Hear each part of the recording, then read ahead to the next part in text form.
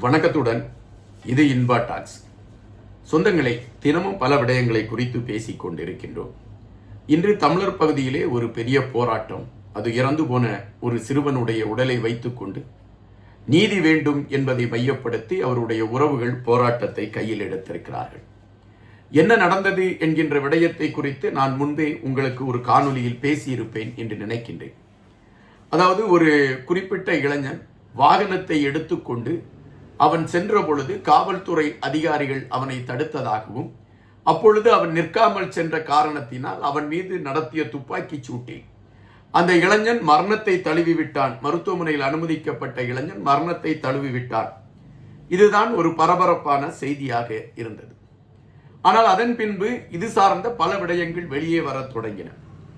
இப்பொழுது அவனுடைய உறவுகள் சொல்லி இருக்கக்கூடிய செய்திகளை பார்க்கின்ற பொழுது உங்களுக்கு சில விடயங்கள் தெரிவதற்கான வாய்ப்பு இருக்கிறது.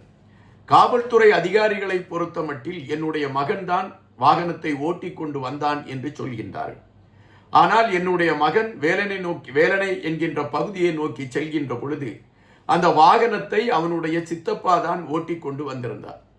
ஆள் நடமாட்டம் இல்லாத இடத்தில் வருகின்ற பொழுதுதான் அந்த வாகனத்தை அவன் வாங்கி ஓட்டுவதற்கான ஒரு களத்தை எடுத்தான். காவல்துறை அதிகாரிகள் அவனை தடுத்த பொழுது அவன் நிற்காமல் சென்றது மட்டும்தான் ஒரு காரணம். ஆனால் அதனை மையப்படுத்தி அவனை காவல்துறை சுட்டு கொண்டிருக்கக்கூடிய விடயம் மனித உரிமை மீறல் என்று அவருடைய உறவுகளை சார்ந்தவர்கள் எடுத்து வைக்கிறார்கள். ஆனால் ஊடகங்களில் ஒரு செய்தி பரவிக்கொண்டிருக்கின்றது. இந்த சிறுவன் மீது தொடர்ச்சியாக பல வழக்குகள் இருந்தது என்றும், அதன் அடிப்படையில் தான் காவல்துறை இதுபோன்ற ஒரு நடவடிக்கையை எடுத்தது என்கின்ற செய்தியை எடுத்து வைக்கிறார்கள். ஆனால் காவல்துறை ஆவணங்களில் அல்லது காவல்துறை பதிவு செய்திருக்கக்கூடிய வழக்குகளில் அந்த சிறுவன் மீது சொல்லக்கூடிய அளவிற்கு வழக்குகள் இருக்கிறதா என்பதை நாம் ஆராய்கின்ற பொழுது ஒரே ஒரு வழக்கு இருக்கிறது என்று குறிப்பிடுகின்றார். அது கூட ஒரு சாதாரண வழக்கு தான். இவர்களுடைய வீட்டு பக்கத்தில் நின்ற ஒரு வேப்ப மரத்தை பக்கத்து காணிக்காரர் வெட்டி விடுகிறார். அப்படி வெட்டுகின்ற பொழுது அந்த வேப்ப மரத்தில் இருந்து சில துண்டு விறகுகளை எடுத்து இவன் தன்னுடைய உபயோகத்திற்கு பயன்படுத்திக் கொள்கிறான். இதனால் இருவருக்கும் இடையே கருத்து மோதல் ஏற்படுகிறது. இந்த கருத்து மோதலின் அடிப்படையில் காவல்துறை இவர்களை விசாரித்து அதற்கான ஒரு தீர்வை எடுக்கிறது. இதை தவிர இந்த சிறுவன் மீது வேறெந்த வழக்கும் பதிவில்லை என்பதுதான் காவல்துறை ஆவணங்கள் எடுத்து வைக்கக்கூடிய ஒரு பதிவாக இருக்கின்றது. இந்த சூழலில்தான் இந்த சிறுவனுடைய மரணம் நிகழ்ந்திருக்கிறது. இந்த மரணம் நிகழ்ந்தபோது காவல்துறையை மையப்படுத்தி பல ஆதரவு செய்திகள் வந்தன. இவன் மீது வழக்குகள் இருக்கிறது என்று பல செய்திகள் வந்தன. ஆனால் காவல்துறையை பொறுத்த மட்டில் அவர்கள் தெளிவுபடுத்தி இருக்கக்கூடிய விடயம் என்னவென்றால், அந்த சிறுவன் ஒரே ஒரு வழக்கு, அந்த விறகு கட்டை வழக்கில் மட்டும்தான் அவனை நாங்கள் அழைத்து விசாரித்திருக்கிறோம். மற்றபடி அந்த சிறுவன் மீது எந்த விதமான வழக்குகளும் கிடையாது. ஊடகங்கள் ஒரு பொய்யான செய்தியை பரப்பிக் கொண்டிருக்கிறது. இதை அவர்களுடைய உறவுகள் நம்ப வேண்டாம் என்று காவல்துறை சார்பில் அதற்கான உத்தரவாதம் கொடுக்கப்பட்டிருக்கிறது. அப்படி என்றால் இந்த சிறுவனுடைய மரணம் காவல்துறை அறிந்து செய்ததா அறியாமல் செய்ததா என்கின்ற கேள்வி எழும்புகின்றன. காவல்துறையை பொறுத்த மட்டில் பலர் இதுபோன்ற தவறுகளை செய்து கொண்டிருக்கக்கூடியவர்கள். வாகனத்தை நிறுத்தாமல் செல்லக்கூடிய களங்கள் அரங்கேறி இருக்கிறது. அப்படித்தான் ஏதோ ஒரு பெரிய பிழையை செய்துவிட்டு இந்த சிறுவனும் அதுபோன்ற ஒரு நகர்வை எடுத்திருப்பான் என்கின்ற அடிப்படையில் தான் காவல்துறை அந்த துப்பாக்கிச் சூட்டை நடத்தியது. அந்த துப்பாக்கிச் சூட்டில் இந்த சிறுவன் மரணத்தை தழுவுவான் என்கின்ற எண்ணம் காவல்துறைக்கு இல்லை. காயம்படுவான், மருத்துவமனைக்கு கொண்டு போகலாம், விசாரணை நடத்தலாம், அதன் அடிப்படையில் வழக்கு பதிவு செய்யலாம் என்பதுதான் காவல்துறையின் பிரதான களமாக இருந்ததாக சொல்கிறார்கள். ஆனால் துப்பாக்கிச் சூட்டில் அந்த சிறுவன் மரணத்தை தழுவி விடுகிறான். இந்த சிறுவன் மரணத்தை தழுவிவிட்டான் என்கின்ற விடயம் பெரிய அதிர்வலைகளை ஏற்படுத்தி இருக்கிறது. பல அரசியல் கட்சி தலைவர்கள் இதற்கு கடும் கண்டனத்தை தெரிவித்திருக்கிறார்கள். பல அரசியல் கட்சிகளை சார்ந்தவர்கள் இது ஒரு காவல்துறையின் ஒரு அத்துமீறிய செயல் என்று கூட குறிப்பிட்டிருக்கின்றார்கள். மனித உரிமை ஆணையம் தானாக முன்வந்து இந்த விசாரணையை கையில் எடுத்திருக்கிறது என்று குறிப்பிடுகிறார்கள். அப்படி என்றால் மனித உரிமை ஆணையம் அந்த காவல்துறை அதிகாரிகள் மீது நடவடிக்கை எடுக்க வேண்டும் என்பதை மையப்படுத்தி ஆதாரங்களை திரட்டி அதை கொடுப்பதற்கான ஒரு களத்தை எடுக்கலாம் என்கின்ற செய்தி வருகின்றன.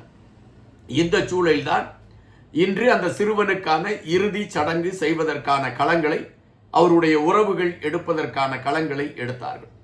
அந்த இறுதி சடங்கு செய்வதற்கான களங்களை எடுத்த பொழுதுதான் அவர்கள் ஒரு போராட்டத்தை நிலைநிறுத்தி இருக்கிறார்கள். அந்த போராட்டத்தில் அவர்கள் சொல்லக்கூடிய விடயம் ஒன்றுதான், ஒரு அப்பாவி இளைஞனை இந்த காவல்துறை அவசரப்பட்டு அழித்து விட்டது. இரண்டாவது, அந்த இளைஞன் தவறே செய்யாத இளைஞன் மீது பத்திரிகை துறையை சார்ந்தவர்கள் கடுமையான விமர்சனங்களை எடுத்து வைக்கிறார்கள் தொடர்ச்சியாக.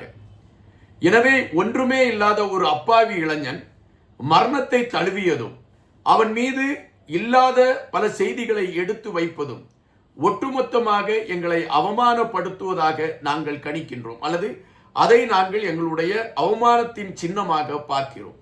அதுபோல எங்களுக்கான நீதி கிடைக்கப்பட வேண்டும். இதுபோன்று இன்னும் யாராவது ஒருவர் இதுபோன்ற ஒரு மரணத்தை தழுவிவிடக் கூடாது. காவல்துறை சார்ந்தவர்கள் கையில் கொடுக்கப்பட்டிருக்கக்கூடிய துப்பாக்கி பொதுமக்களை காப்பாற்றுவதற்காக கொடுக்கப்பட்ட துப்பாக்கியை ஒழிய சந்தேகம் என்கின்ற போர்வையில் பொதுமக்களை அழிப்பதற்காக கொடுக்கப்பட்டிருக்கக்கூடிய துப்பாக்கி அல்ல. அதை நிலைநிறுத்தப்பட வேண்டும், அதற்கான ஒரு வரம்பு முறை உருவாக்கப்பட வேண்டும் என்பதை மையப்படுத்தி தான் அந்த இறந்து போன அந்த சிறுவனுடைய சித்தி, அவருடைய உறவுக்காரர்கள் எல்லாம் இன்று களத்தில் நிற்கிறார்கள்.